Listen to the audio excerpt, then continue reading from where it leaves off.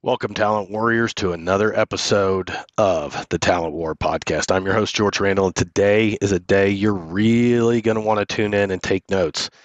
Two of the finest leaders I have ever worked with, Myrna Soto, Lisa Schreiber, two very seasoned senior executives, amazing leaders, are going to talk to us about not only breaking the glass ceiling, but thriving above the glass ceiling. So today we're going to talk about what it takes to reach that level, what it takes to succeed and thrive. So please stand by and we'll answer the question about what it means to be a great executive. Well, hey, Talent Warriors, we are back. And I have to make a confession first that Mike Sorelli and I wrote in our book, one of the very first chapters was you can't see talent.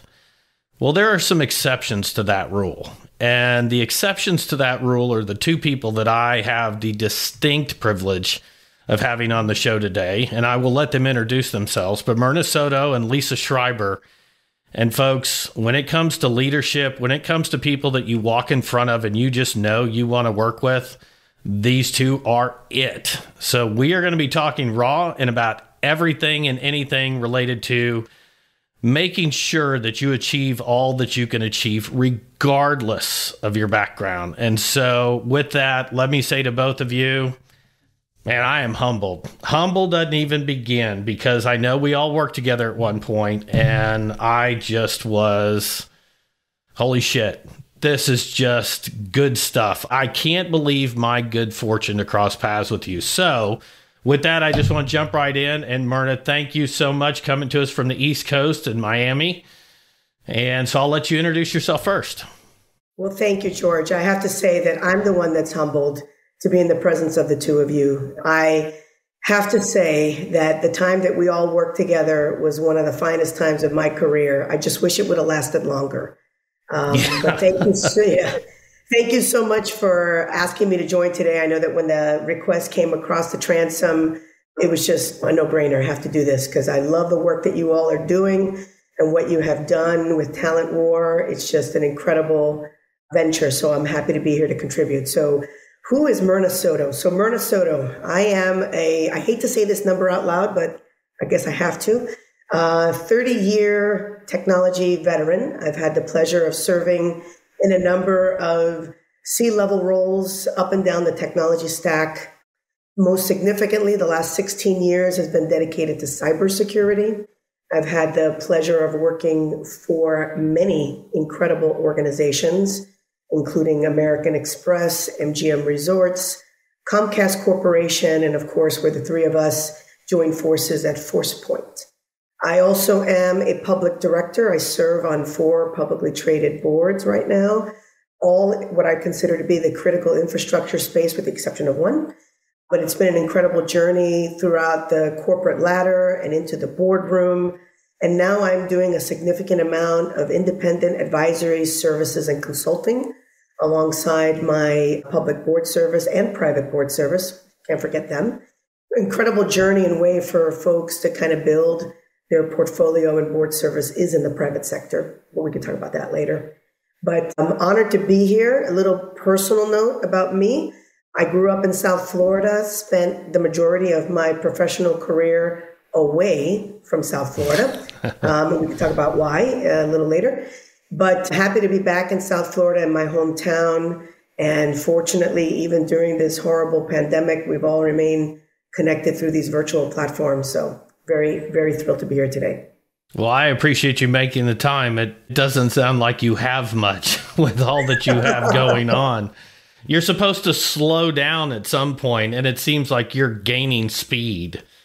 George, I will tell you, I have failed at retirement 3 times, and I'm giving up. I'm giving up on that notion. I know that that's what's happening with Lisa. I guarantee it.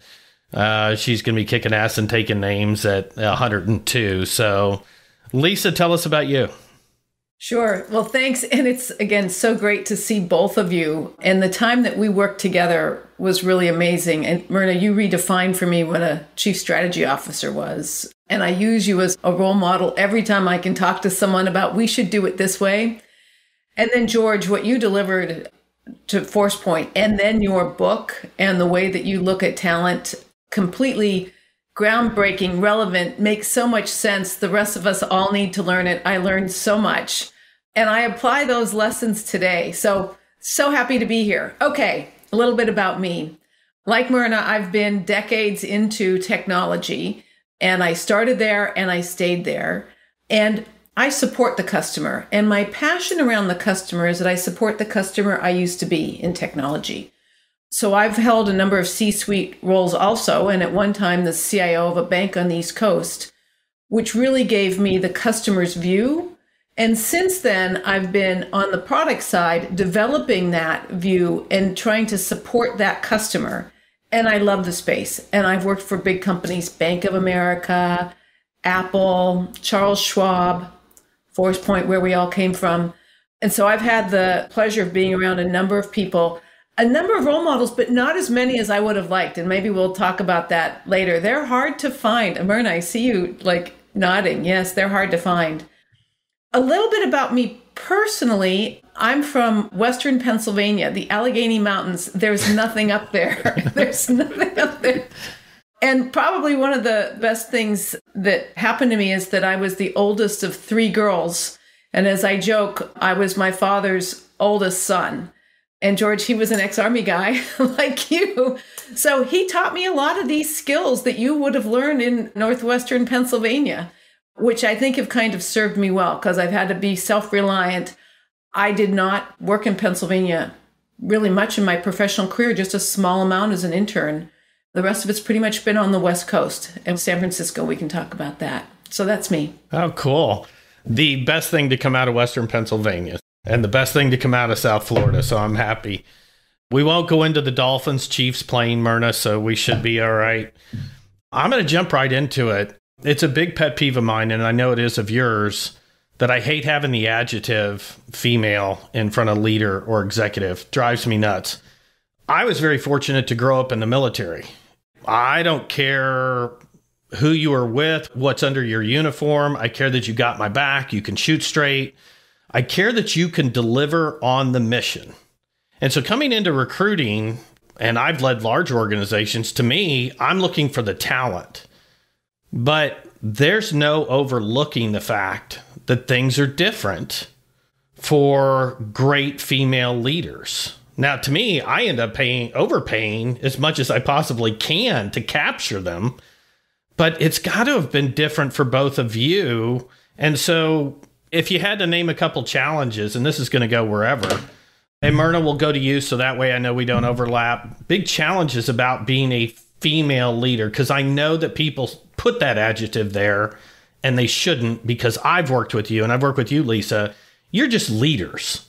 That's all that needs to be said, nothing more. I don't need an adjective. So how is it for you, Myrna? Well, I'll share a few perspectives, and it is unfortunate that the adjective has to be used. I do think that there is a deliberate nature in using the adjective to move the agenda forward, but we'll talk about that a little bit later. But for me, throughout my career, I think being a female leader, and I will use the adjective at the moment, some of the challenges were around compensation, right? There was always, and it's unfortunate, somewhat of an assumption that my male counterparts were of higher value because they were head of household or they had children that they needed to support, whatever the case may be. And that doesn't mean that I would want to take anything away from them. And it's really an important thing as I talk to more and more up and coming young ladies that are looking to progress in their career, that we have to be very mindful about the alliances and the allies that we have in many male leaders. And George, you're one that I'll put front and center because you put it out there immediately to say, it doesn't matter. All I want is a competent, skilled leader that can get the job done and help us reach our mission. But compensation was always a challenge. The other would be assumptions about being able to take on extra work or to lean in to certain initiatives. I think about this earlier in my career. One of the ways that I got into technology was I was a massive squeaky wheel about my needs for technology. No, not at all. No, not at all. That surprised you a bit, right? Okay. I'm just blindsided by that one, Myrna. Well, truth be told, I was running a business unit at a particular organization, and it was starved for technology. And I kept on advocating for us to make some investments. But in the context of what we're talking about, I also found that the advocacy of my male counterparts did not require as much energy as mine. So when one of my male counterparts would say, hey, I think we should do da-da-da-da-da, they'd be like, oh, that's a good idea. Let's do that. Yet when I said, hey, I think we need to do that, they'd be like, well, that's going to be expensive, or we don't have the skill set for that, or we don't have the support for that. And it required me to have to do this orchestrated business case. I mean, there's merit to doing that. But I won't lie to you, it wore on me quite a bit that my male counterparts would say something in a meeting and it was adopted. And I would say something that would be like, I don't know. Fortunately for me, I was able to kind of overcome all of that, be a little bit of a squeaky wheel, get some attention. And a lot of those male counterparts ended up working for me, which was actually a really, really interesting dynamic shift. And I think that, I don't want to date myself, but in the timing of when I was going through this management accelerated program to become a senior leader, I know you've heard 1,000 people say this, I was the only woman in the group.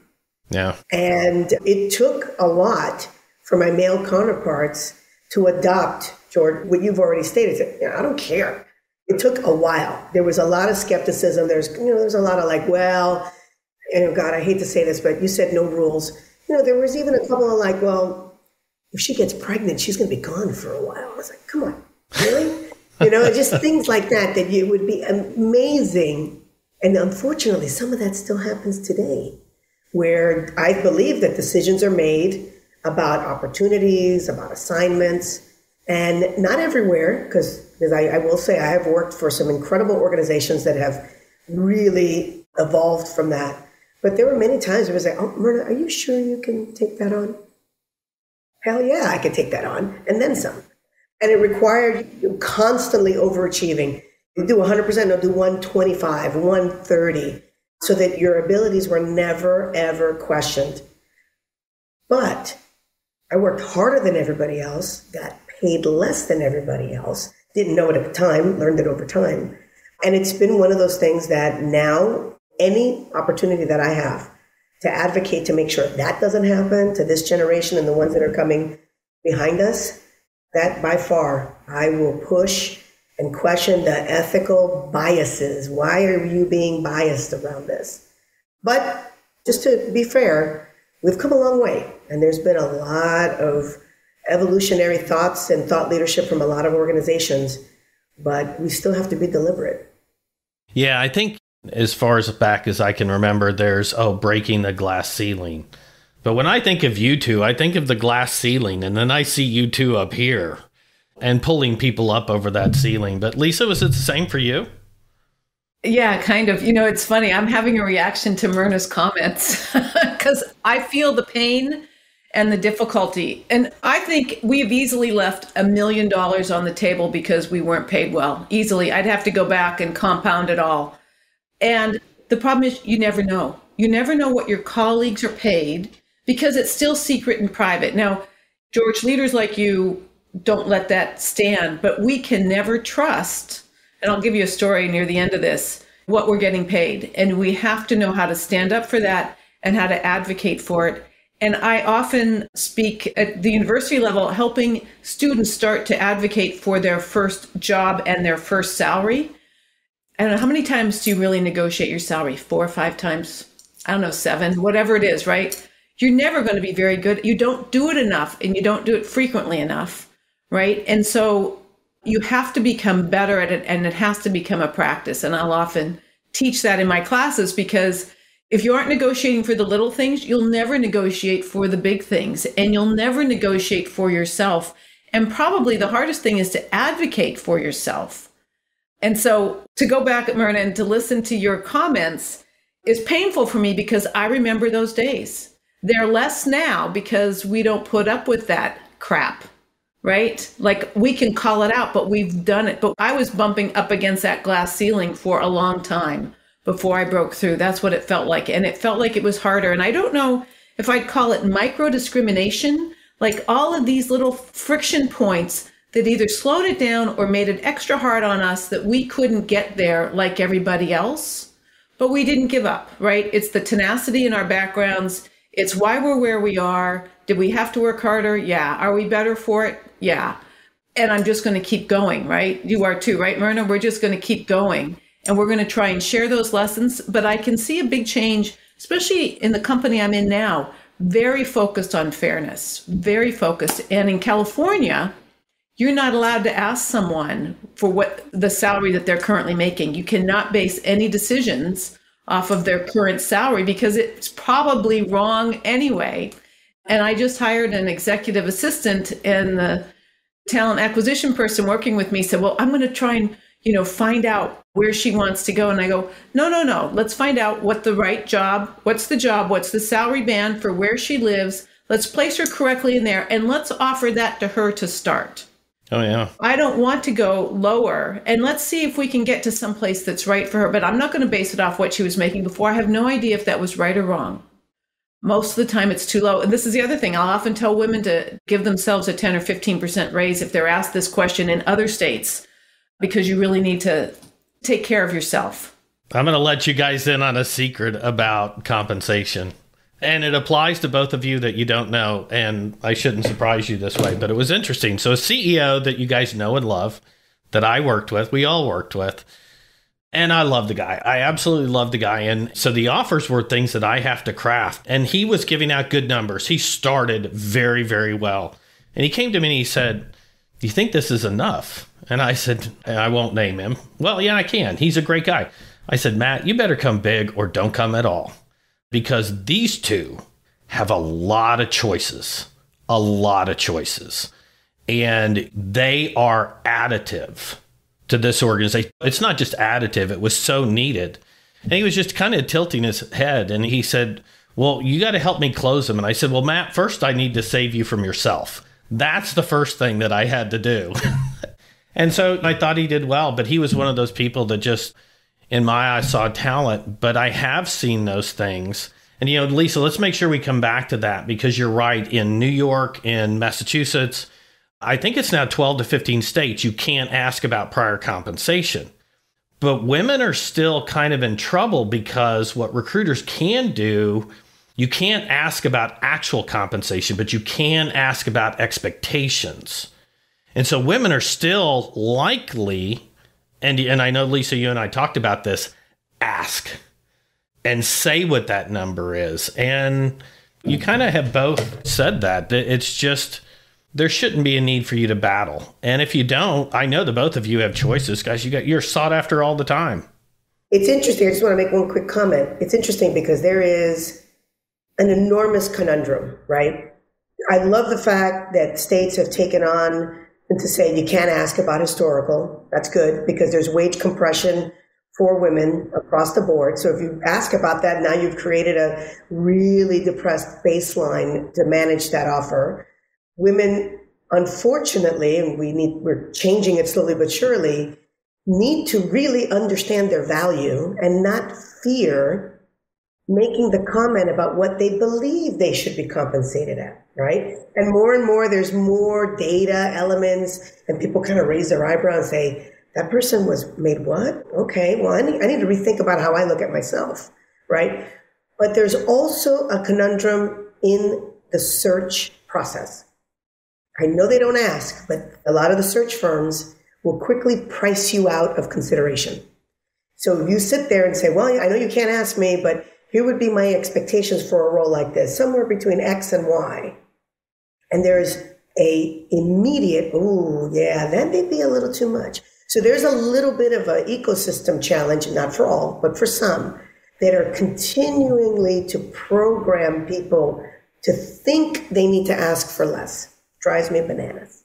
But I'm happy to hear that someone asked you, is that enough? Because that's the type of attitude that we need. I think what leaders miss, and there's a million reasons why And you all know better than I do of why that compensation is the way it is. But right now, the demand for great leaders is so high. But what drove me nuts about talking to people is I'm like, listen, for the two of you especially, I remember not only did I say, look, I'm going to save you from yourself here, but what you're getting back in ROI for these two is way over what you're paying for. And so even if you were above market, people are looking at the individual versus what is the return on this leader? And I watched the people that you led. Your attrition, your retention was up, your talent was up, you're making better hiring decisions. Myrna, I know you were in the strategy piece, but at least I watched the client retention numbers come up. And I'm like, that's what we needed. And what is the value on that? And so that's what I've tried to educate my peers is when you're not paying for talent by itself, you're paying for the expected results that this talent will bring to your organization. And so that's where I think the discrimination, it doesn't just hurt women, but you're actually shorting your company because you're being stupid. There's no other way to put it. And when you get great leadership, I often say every problem is a leadership problem. And the better leaders you have, the better solutions do you have to those problems. You know, this is exactly the point. It's the intersection between the talent someone brings to the table and their ability to feel confident and articulate it together. And you also need an option. It can't just be only one job out there. So you have to learn to keep your options open. LinkedIn needs to be updated. All that stuff needs to be relevant. And then when you need to argue it, you need to be able to come to the table. And I have a great story around that. I've worked for two private companies, and one of them came forward and said, so now, Lisa, here's your package, and we're going to give you this much ownership in the company. And it was incredibly small for my role. And I had seen it 10 times larger at the previous company that I was at. And I said, there must be a mistake. Like, this isn't right. No, this is it. And if you're with us for like 4 years and we get an exit, you're going to get a lot of money. And I'm like, no, you don't have me at the right level. I don't even need to see anybody else's level. I understand how these things are structured. I understand my role. Everyone wants a customer success or chief customer officer person who knows what they're doing. I'm that person. This is my value. We need to change this number. And you know what? It's funny. It was a conversation I didn't want to have, but no one was going to have it if I didn't have it. I had to stand up. I had to pull myself together. I had to get my talking points together, and I had to face it. And I had to face it more than once. And then I got a 30% improvement on it. It wasn't enough. And then I had to make the decision to leave, to get something else. All of these are hard, but if you don't stand up for yourself, you'll never get it. And Myrna, have you had experiences like this? Oh my gosh, I absolutely have. I mean, one that comes to mind for me that your listeners may appreciate, in addition to what Lisa just shared, I won't name the company, but anybody that follows my career will probably figure out who it is. I had an incredible run with this very large organization, was with them for nearly a decade. And when I first came into the organization, the offer and the package that I received, I thought was very competitive. They were smart. They knew that they were relocating me. They had a very specific profile, and I met the profile. It was a very long process, but I felt that the package was competitive, and I still asked for a bit more. And I asked for a bit more because I was taking a big risk. I was leaving a very secure organization that I was with. I was moving my spouse and I across the country to the other coast. I was on the West Coast at the time, but I felt good about the entry point. And then the learning I had was the reality of wage compression when you are at an organization for an extended period of time. Now, one would say, well, wage compression is what it is and you just got to make moves. Well, unfortunately, it shouldn't be that way. I know for my career, some of the moves that I made because the jump to another company allowed me to beat that wage compression and to be able to gain my value. But in this organization, it kind of felt really good, competitive. Year over year, there were adjustments and equity and grants. But where it really hit home was when I don't think I've ever told this story before. When I got promoted to a corporate level role, overseeing the entire organization, 54 businesses, huge organization. And I had to hire my backfill to take on my old role. And I recruited the best person that I could get for that role. And when that person's package was put together, it was greater than what my package was 5 years into the role. I said, absolutely not. I said, first and foremost, I'm not going to take away from that candidate. We'll do whatever we have to do, but now you need to make it right. Because now when you look at what I have done, what I have built, what I have put in place, and now we're going to have this person step into that and continue to grow it, great. But there is a delta here that I cannot accept. And I basically said, we either fix this or I'm going. They fixed it. Bad part is I had to ask for it. The bad part is that I had to show my teeth. I had to come out and say, if this is not fixed, this is a major dissatisfier, blah, blah, blah. What you're telling me is that you do not value what I have done. You're valuing me, you're giving me a promotion, wonderful. Let me pat myself on the back for that promotion. But going back to Lisa's point, literally, if you compounded the years, you say, whoa, wait a minute. There's a lot of money left on the table here. And I will admit, and this may not be popular, but it's not always about compensation. It's about long-term incentives. It's about equity in the company and your influence. But at the total compensation layer, I just took a pause and said, no, this is not right.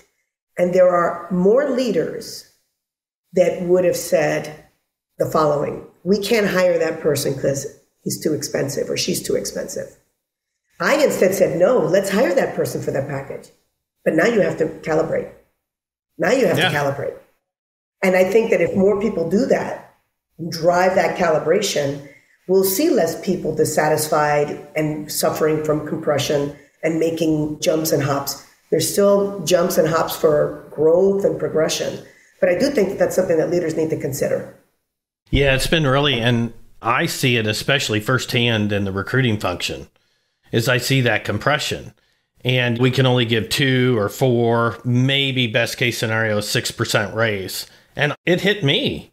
And when I walked in the door, we were, 40% attrition on the sales side, 50%. Of course, I hear rumor that that's still the attrition rate on the sales side. No, that still has returned to, because when we were there, that was not interesting. Thank you. That's a very good point. And that is a lack of leadership problem. And we won't name one of my favorite people on the planet. Lisa knows my blood pressure will go up. But I had to deal with that where I stemmed the tide on attrition. I fixed the backfills, took what it was taking us 90 days to hire somebody, brought it down to 22. And then in year 2 and 3, they were like, well, you're already at market. And so I kept hiring in people on my team at a higher and higher wage and moving my team up, but it hit me. And I'm like, there's a result here. You're starting to take me for granted that you got me for a good price, and then the compression starts. And so you have got to face the same thing, Lisa, I know. Oh, yeah. And it's one of the reasons people leave. And George, you could do the calculus quickly on somebody leaves any role. Let's say it's a salesperson. How much does it cost to get a new one in if you had just given them the fair amount of pay? Salesperson, programmer, customer success manager, I don't care what it is. If you'd just given them the right amount of pay. Yeah, it drives me nuts. I understand that labor tends to be your biggest expense. And one of the phrases that I have tried to teach executives when I'm working with them is they say, people are our most valuable asset. And I said, well, frankly, that's BS. Good people are your biggest asset. Bad people are your biggest liability. So pay for good people. Now, I'm going to switch gears because I want you two to educate me, and I'm going to kind of push the buttons here. And I'm going to say it, and then I'll probably get all kinds of hate mail. I am not generally a believer in the term diversity. And the reason I'm not is because I don't look at diversity as anything other than the famous Patton quote, which is, if we're all thinking alike, none of us are thinking. And I've always gone after the best talent. But I know at certain times that we're overweighted and we start to see an organization gel. And from a perspective standpoint, it's not diverse. So how do you think that leaders should be approaching the topic of diversity? Because now it's including a lot of things, but we have to keep our eye on the business and we have to keep our eye on talent. So how do you think the right way to approach such a broad and really volatile topic right now? What are some good ways to approach that as leaders? Mm-hmm. All right, which one of us wants to jump in here, Myrna? I'll start further up the channel on this one. I know you have a lot to say. You're like the expert on this. Look, there's two things. Myrna and I never want to be hired because someone thinks we're a good woman leader. We want to be hired because we're talented and we're great leaders. There's no doubt in my mind that we need to fix the beginning of this funnel and be sure that kids coming through school at every level have equal opportunity, all kinds, all colors, all sexes, all of that to succeed and get a good degree and get the experience, because that's the feeder into this system. And to the extent that we limit that, it's a problem. And I'll give you a quick example. I'm on the board of visitors for the Department of Computer Science at the University of Pittsburgh. As an alumni, this is part of my giving back, and I'm asked often to help them with their hackathons. And I am generally not a fan of all women conferences. Like, all these women go off to the side, have great speakers, have all these workshops, because I believe that if you want to work better with others, you need all the others in the room with you when you're doing these workshops. But for these hackathons, the data has shown that women, especially women just coming out of college, are often having a very difficult time, that the men or boys in the hackathon and that energy, whatever it is just not working for them, and they can't bring their best talents to the table and exercise them. And so they had a women's only hackathon. It's one of the few times that I've really endorsed a women's only event, but we needed to get them started somewhere. And so there are times that I will support that kind of thing, but in general, I want to see everybody together and moving forward together. I want every side learning how to work better with each other. Myrna, let me pass it to you. You have a ton of stuff on this one. There's a red hue coming off the picture right about now. I'm looking forward to this one. Yeah, so I will tell you, I could not agree more. And I've often said this, and I've got a couple of examples I'll share with you all quickly. I don't want the job because I'm a woman. I want the job because I'm the most qualified person for the role that just so happens to be a woman. Okay. Yep. But I do think, and I mentioned this early on in the earlier comments, I do think we need to be deliberate. And I wish that the D in diversity was about deliberate inclusion. It's about being deliberate about, let's look around the table. Let's just be honest with one another. Historically, we would recruit and hire in our likeness. And if women were such a small percentage of the population in corporate America, undoubtedly, there would be a higher percentage of people, whether they be white males, whatever, that there was a higher percentage because those leaders would hire in their likeness, hire in their networks, hire in their circles of influence, all of those things. I respect the fact, look, I don't want to recruit someone because they may be a person of color. I don't want to recruit someone because they may be a woman.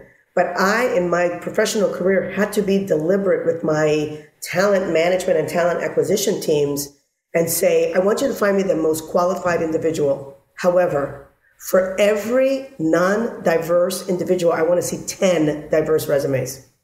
Because we got to be deliberate in making sure that we scorch the earth to make sure that we're not just acquiescing to what we typically normally would hire.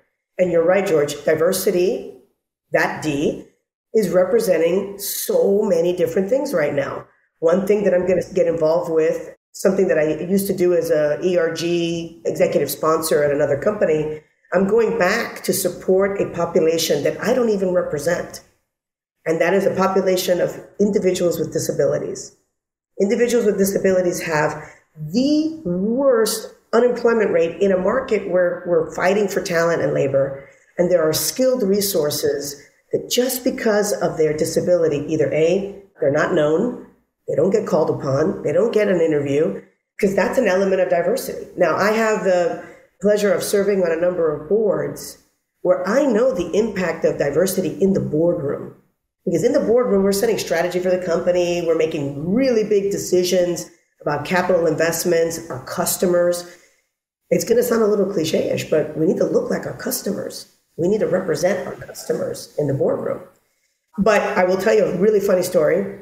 I won't say who, but in one of my executive positions, I was hired, got onboarded, performing, and we had a strategic offsite session with all of the leaders.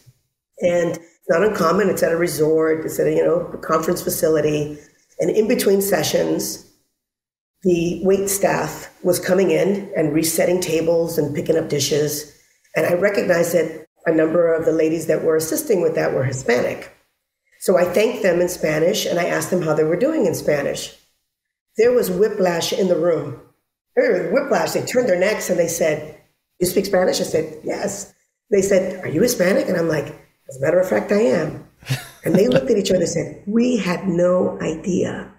I will tell you that made me feel good, because that made me feel good that I was hired and promoted for my skills and my qualifications, not because I was going to be the person of color on the team. It also made me feel bad. Why did they not know more about me? Why did I not share more of that, of my authentic self during the process? And I immediately changed that. The very next time I got recruited, it was clear. They said, "We're going to be honest with you. We want a cybersecurity executive. We would love for it to be a woman because we don't have any women on the team. And the fact that you are Hispanic, we love that." And I looked at them and said, "I looked at your leadership team, and I'm skeptical of joining this company." And they said, Wow. "Why?" I said, "No one here looks like me," but they got me. This is where we have to be trailblazers, right? I said, "No one here looks like me." And they said, "Myrna, that's exactly why we want you. We want to change what we look like, how we act, and how we think. And we would love for you to help with that talent pool to make a change." I had a ton of respect for that. And that's where, Lisa and I, we've had conversations about what the website looks like or not, and who's on it, and who was on it, and who's not on it. And these are tales about how companies value this subject. Yes, the fact they want to change and they want to lean in, great. But then you got to retain these people. We have to retain this talent. We don't have to quote anything, but we've seen it where we've created a high-performing, diverse team, gender, ethnicity, name it. But then there's that inclusion piece. I think inclusion is much more important than diversity. So I'll leave you with the deliberate inclusion. That's we'll copyright that. No, I really like that. I love the deliberate, and that is going to be a topic that I touch on another podcast because I love the term. And one of the things that I learned in the Army, well, first of all, being a white male, and you can see the gray, and just being a male and being young in the military, your biggest problem is generally ego. It's usually what gets in the way of everything. And for most people, frankly, I don't think it's a male thing, but in the Army, it would surface. And I remember coming across this leader who was very much the best idea wins.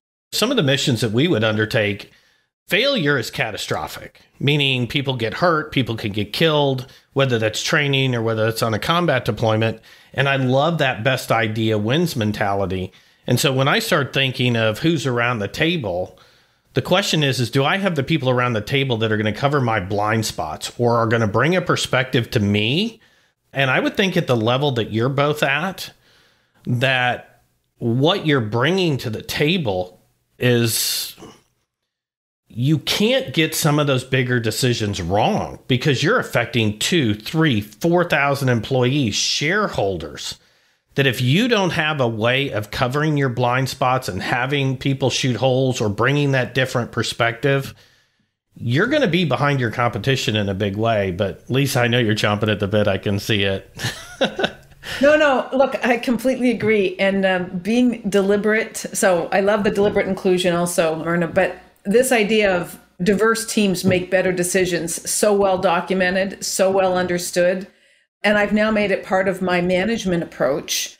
In a meeting, I will often encourage, I would love to hear from someone who has a different point of view. I need to hear the other side, or I'll call them out. George, what do you think? Myrna, what do you think? Sam, you haven't said anything in a while. Is there another way to look at this? You have more experience here. And really encourage it. Don't just say it. And then, Myrna, something else you said about the 10 diverse candidates that you want to see for everyone. I'm friends with a lady who is the chair of the Department of Economics at a big university, and she did a study on kind of diversity. And her simple rule was this. There was a lot behind this study, so I'm kind of, well, she may listen to this, but it's probably unfair from an educational point of view, how I'm going to summarize some of her great research. But one of them is, if you really want to build a diverse team, when you get two equal candidates, 100% of the time you pick the diverse one.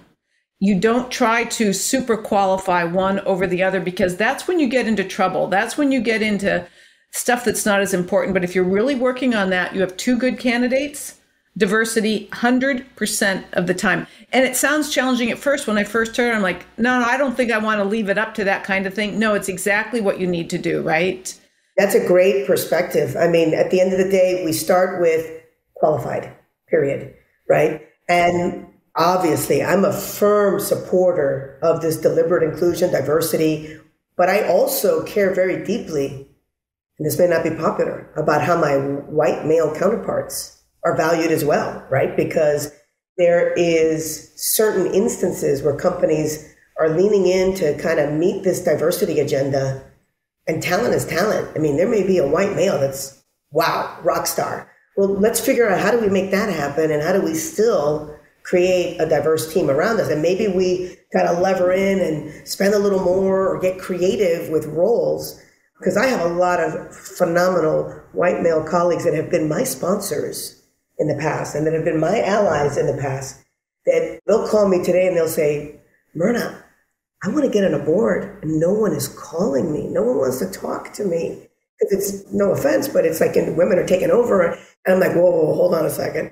Let's make sure that we balance that out. And I think that's just as important, right? We can't just over-index to the other end. But I love that two qualified candidates, diversity wins. I'm going to jump ahead because I'm watching the clock and I want to get these things in. And so I solicited what you guys saw in email. So of the Talent War group, there's Mike Sorelli and myself. And there are moments where we can redefine the term knucklehead. We just truly can. And so we had to find adult supervision, and we found that in Carly Walden, our president and COO. And so I wanted to make sure, because she's, I won't give her age, but much younger than me. And she had some questions. But then the people you met is, for those listeners, we had some people come in right before the podcast, but Nyara and Michelle, and just both, we hired them as interns and recent graduates. And the thing I love about them is they're so creative. The thing that's very troubling for me to get used to is old dog, new tricks. I'm the guy switching over to Apple, and I have to turn to them to help get me through the day. And they're so patient. But when you look at them and you meet them, they are just amazing across the board and great people on every level. But this one was for you, Myrna, and I wanted to ask her because, for those of you that don't know, between Nyara and Michelle, there's so much that goes into these podcasts, and they are just two people that make it real, and all I have to do is talk and not sound stupid. So that's my challenge. They're trying to make me look better. But the question was, Myrna, as a woman of color in a leadership position, who did you look up to? Or if you didn't have somebody, how did you find those examples? Because, you know, there is a cap on what you can learn and model yourself through the people you're around. But did you look in any particular direction, or what was an accelerator for you as far as role models? It's a very non-traditional answer. I mean, part of it is and part of it isn't. It saddens me when I go back and I think about the early days of my career. I really didn't have anybody in the arena to look up to say, oh, I want to be like her, or I want to do this, or I want to do that. It really came down to my upbringing and my parents. My mother, love her to death, did not graduate from high school, but yet she was an entrepreneur and she raised her children and she did everything she had to do to be incredibly successful in her regard. My father escaped Cuba during the communist revolution, came to this country with nothing. I mean, literally nothing. And he joined the service.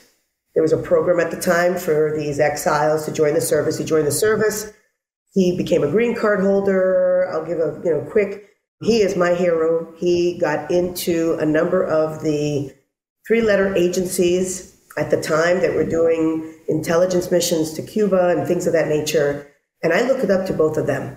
One, because he left everything and he made a tremendous career and life for himself and his family here from nothing. My mother, circumstances being what they were, she never finished school, yet, oh boy, she is just a whippersnapper.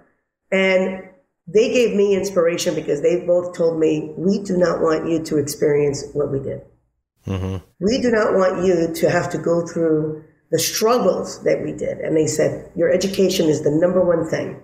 And came from a very modest family, did not have the opportunity to have a free ride and someone pay for my college education. So I worked the entire time that I went to college. And that was an advantage I had because professionally, it gave me a leg up. When I graduated, I already had years of experience in the business world and gave me a leg up.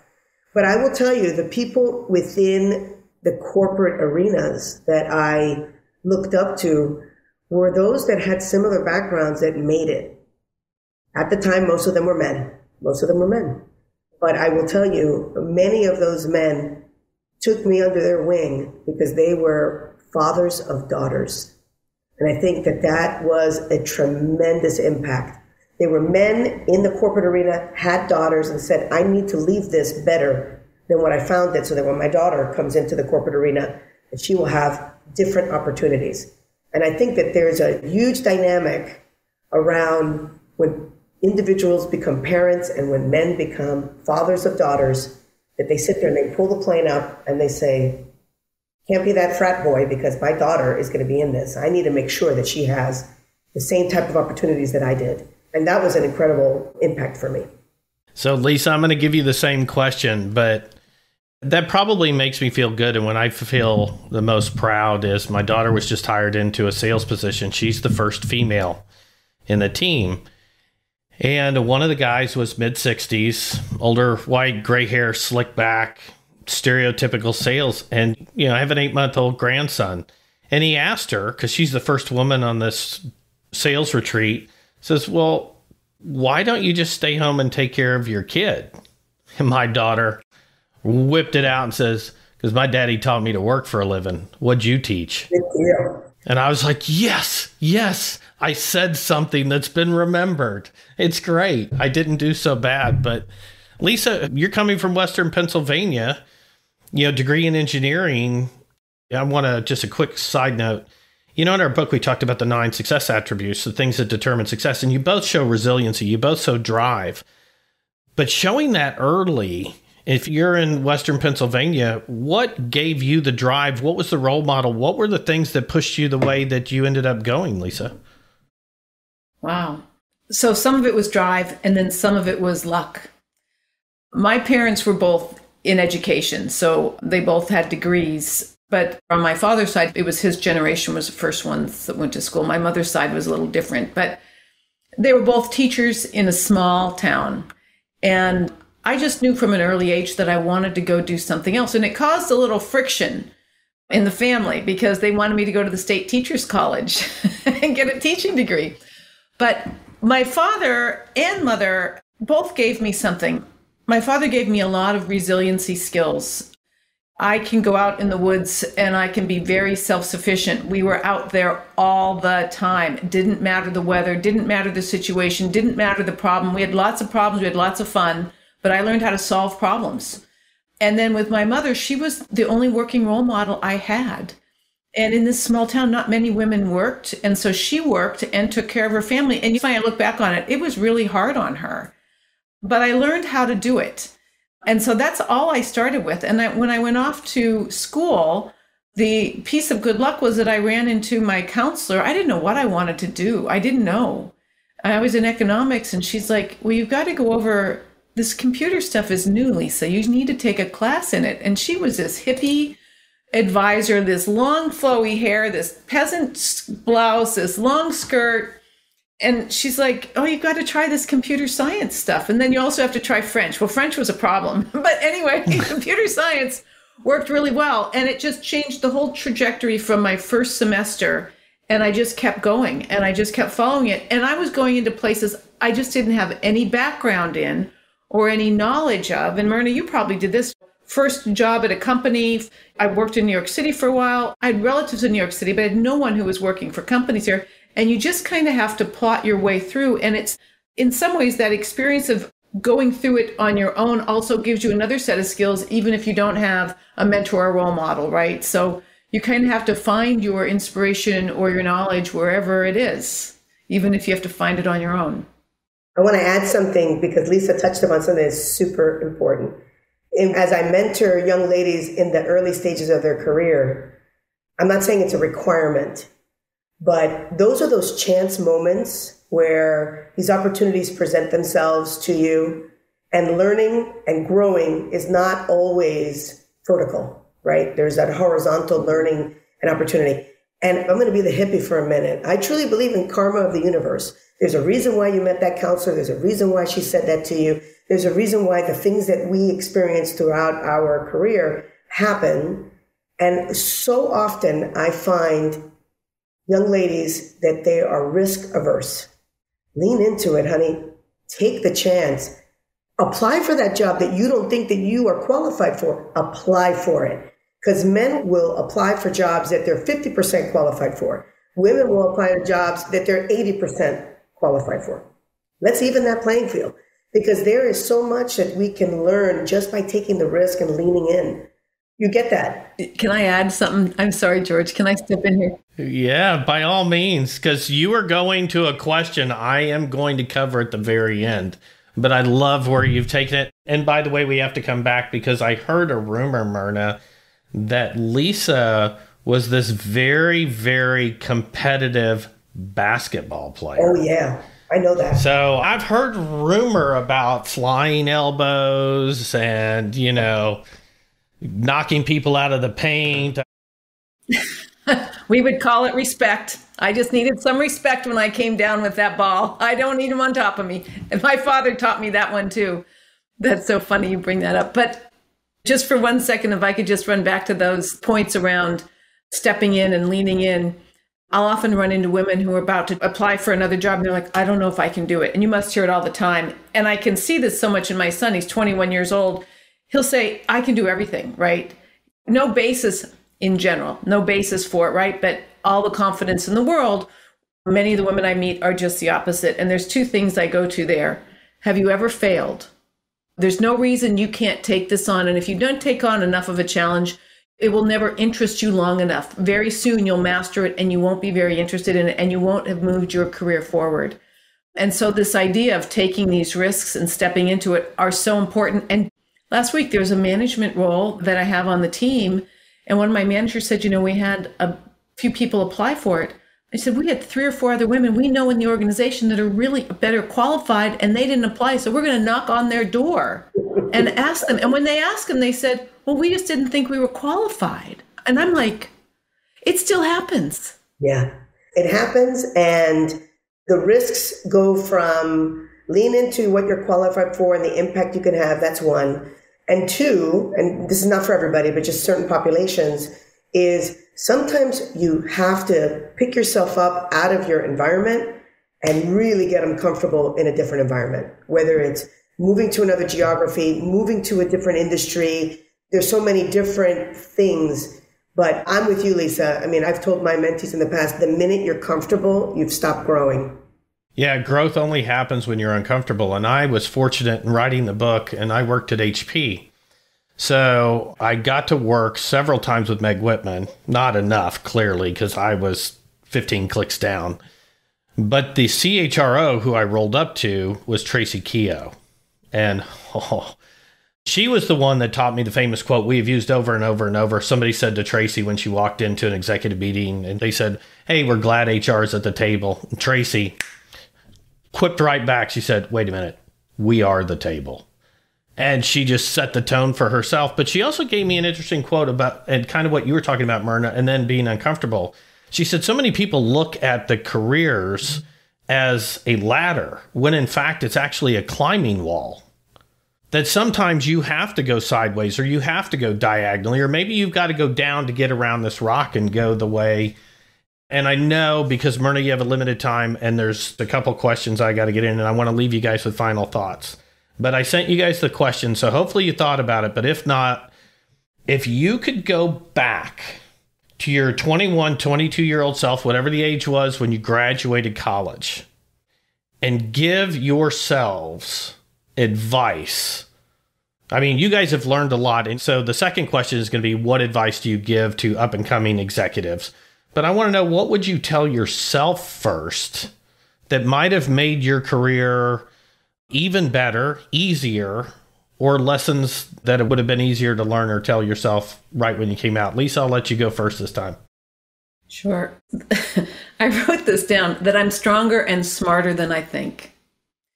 That when I graduated from college, my first 2 jobs, I think I took a back seat and listened to everyone else, although I had really great training and good decision making, and I should have stepped up more and I should have asserted myself more. And I think I could explain that first 7 years that way, and I think I would have been further faster. I just didn't know what to do. I was smarter and stronger than I thought, would have been my advice. Myrna, what would you say? I thought about this a lot. My advice to my younger self at that time would have been to be comfortable with pivoting. And it's related to my area of study. I actually am a psychology major and ended up being a technologist. There's a bunch of stories about how that happened. But I recall while I was going to school and working that I self-imposed I got to finish this, when I could have easily pivoted and adjusted my curriculum to do something different. And we could sit here and think about it and say, well, what would have happened? And I care a little less about that, but I wish I was more comfortable pivoting earlier. I became very comfortable a bit later. And then that's my advice, is that when we look at going back to the rock climbing wall, I love that, by the way, that analogy, I'm going to steal it. When we look at the rock climbing wall, I found myself at times like reaching for that other rock above me, when I should have been much more comfortable with saying, well, forget that. Let me go this way. Let me go sideways a little bit, and let me go down and around. And then I probably would have reached the top of that wall a little sooner. That would be my exact advice to up-and-comers today. And then the last thing is to really, really flex on being a very rounded business executive. We tend to get caught in our subject matter of expertise. And yes, we want to be the best that we can be in our subject matter expertise, but really, really open yourself up, even if they raise your hand and say, hey, I want to be part of this project, to learn about a different business function and to have that well-rounded acumen across the board. Carly had kind of given this and wanted to know about the sacrifices personally and professionally and giving tips. When I look at you both now, and I've had the chance to work with you, I got to see the polished final version of just tremendous leadership, communication skills. And I did hear some rumor about something, team ball, street ball. I don't know where that one came from, but a master communicator shared that one with me. So if that story comes up, whoever owns that one, feel free to say it. But what do you think leaders as a whole, whether it's females or males, it doesn't matter, what could they be doing better when it comes to diversity, driving results, taking good care of their people? And I ask this from a leadership perspective. We've talked a lot about the adjective and stuff, but at heart, you guys are leaders who have always taken care of people, made hard decisions, failed, succeeded, learned quick. How can leaders be better in today's corporate environment with it moving so fast? You guys are pros, so tell the rest of us. Myrna, you get to go first this time. What can leaders do better? So I'm a firm believer that what leaders can do better is to be much better listeners to their resources. We learn so much by understanding, here's my psychology major coming out, by the way. We learn so much by understanding what motivates people.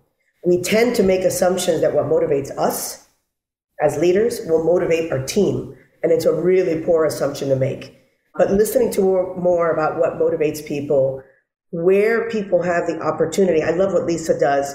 When we have the opportunity to draw people out more, like pull them in, say, hey, I know that person has some perspectives to offer. And what leaders need to do is they need to draw that out of people. They need to create the platform and an environment where people are going to feel comfortable to say, you know what, I don't really agree with that. I don't really think that's a good idea. And it's not, oh, you're wrong, you're right. Tell me why. They need to be much better listeners. And it's hard because we're running at a very fast pace. You know, you got like so much time to kind of get some input, hear some things, being decisive, make a decision. But really spending that quality time with your staff, with your team, I think is critically important. And it's all about building relationships. It's about trust. It's about letting people know that you actually care about them. You care about them. I'll never forget early in my career, I had employees come to me and say, Myrna, you know what?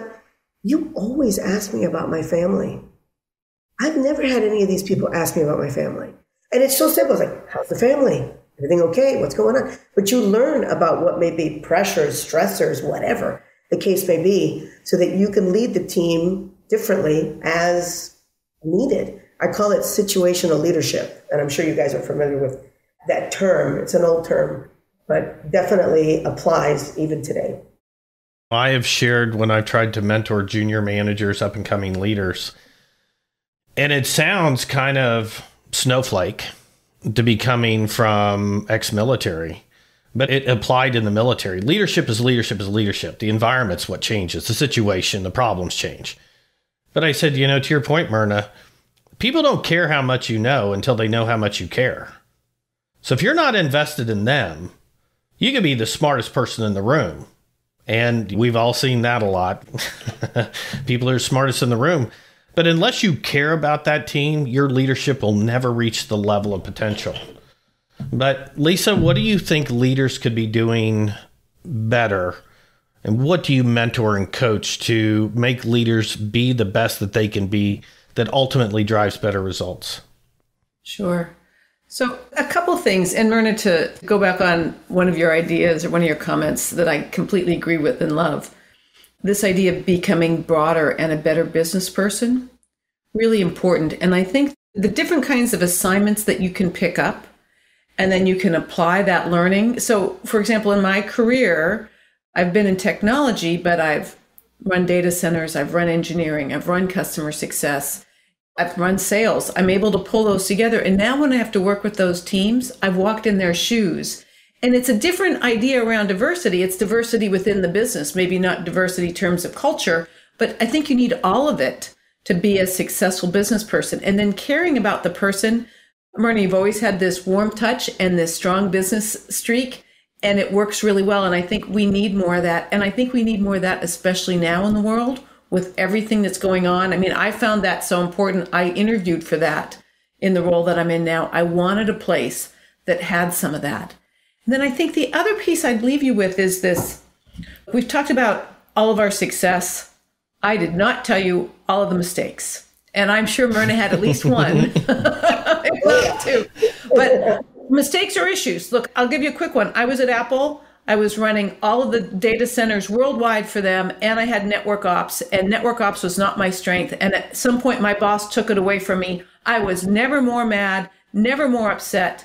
He was absolutely right. It took me a long time to figure out he was right.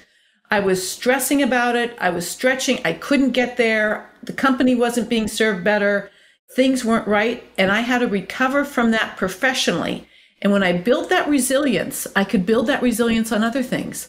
But it took that experience for me, and then I can see it in others, and I can help coach them. And so I think that makes me a better leader, because now when I see them fall, look, maybe they're only skinning their knee. That's a different kind of injury, right? I had a much greater injury. It's the recovery that makes the executive, right? It's not that you had none. You have to have some. I couldn't agree more. Any executive, and I test for this when I interview people, we all want to talk about all our successes, all the great things that we did. The cliche, tell me about the time where you had a colossal failure, and how did you recover from it? And if we are very reflective, every single one of us have had those opportunities to fail and learn and adjust and do these things. I could not agree more. I used to do this fun thing in my old team at Comcast. We used to celebrate failures. When people made a mistake or there was something that just went wrong on a project, and we called it the Coconut Award. And we would award a coconut. And the person would be required to keep it on their desk for the month And there was pride in people were going to say, oh, what'd you get the coconut for? What did you do? And what did you learn? And it turned into less about the mistake, more about how do you adapt it. So couldn't agree with you more, Lisa. All right, we are up against time because I know you guys both have busy schedules. I'm going to leave it to both of you to have the final word. I'm going to say one last thing. I'm leaving it to you, and then I'm going to say we are out. But one of the things is I've had a lot of coaches and mentors, and both of you were neither to me. What you were to me in my function was an example of talent. Meaning I worked with you both where we interacted and all of that, but just watching and observing is something I don't think that people as they're growing do enough of. To your point, Myrna, sometimes just listen, but it's also observe good leaders. And I've had that privilege. So I wanted to thank you for that and coming on the show. But you each get the final word. It could be on diversity, leadership, your careers, whatever you want to say, because you guys are pace setters, you're examples, you're models, and you're kicking ass and taking names. And I'm grateful for that. So who goes first? I'll let you two fight it out. You know, as I'm sitting here just reflecting on our time together today and all the things we've talked about, I guess one thought I'd like to leave the audience with is that you need to personally and professionally be in the right space. Personally, you have to work on that yourself. You have to find time for your family and the things that are important for you. Professionally, you also need to find the right place. And if you're not there, you need to get out and find something else. And that there's a lot of opportunity. It's easier to leave a job than it is to leave your family. So don't make your job more important. You can get another one. You need to market yourself well, know how to explain your experience, all those things, George, you can teach everybody, as a matter of fact. But you need to bring them together for a happy life, trying to find that balance, that happiness. And then there's a strength that comes out of it for both sides. So those are my final thoughts for today. High bar there for you, Myrna. Yeah, high bar. You shouldn't have been polite, damn it. I know. I should have used the elbows and said, oh, I'm going first. No, but this is what happens when you yield. But it's also a validator, right? When you hear something like that from Lisa, and what I'm going to share is similar, complementary, is that it's so important for us to align our values around who we work for and who we work with. And that values, obviously, we want to be connected to the mission-driven, whatever the case may be, to the organization that we're a part of, but to carry the flag for how you develop your team, how you develop yourself, how you develop your work efforts. Values is extremely important. Speak up. Don't be shy. The era of just standing back and being, a wallflower, that's over. We need to be heard. We need our perspectives to be out there. We need to be very authentic, politically tactful, of course, and that would be one of my learnings for another podcast. But we need to be politically tactful in how we express ourselves and how we share our perspectives. But silence really is not an option. We need to be very transparent. And again, same way Lee said, if you're not aligned, there are other places for you to go. There's other places for you to be and to bring your value to. You guys have been awesome. Thank you both so very much. And thank you for listening to the Talent War podcast, where we discuss all things talent, focusing on a true talent mindset, which is the core belief that the only true competitive advantage you can hope to achieve and maintain is your talent. Join us for the next episode of the Talent War podcast on Spotify, Apple Podcasts, or wherever you get your podcasts. If you like what you heard, subscribe, please leave a review, and connect with Dr. Tom Lokar and myself on Talent War Group's LinkedIn, Facebook, Twitter, or Instagram accounts, and send your comments and inquiries to media@Talent War Group. The Talent War podcast is brought to you by the Talent War Group, a management consulting and executive search firm. With services like talent acquisition, leadership development, seminars, and executive coaching, we will work with you to create talent solutions to your business problems. To get started, please visit us at www.talentwargroup.com.